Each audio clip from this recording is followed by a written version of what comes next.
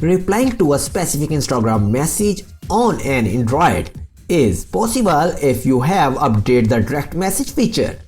Here's how to respond to a message in the app. First step is open Instagram app. Tap a paper airplane at the upper right corner of the screen. Find a conversation containing the message you wish to respond to. Tap and hold the message, then swipe it to the right until it appears above the text input box. Type in your reply. The message you respond to will be attached to your message when you send it. There is also a problem with this video, so ask about these comments.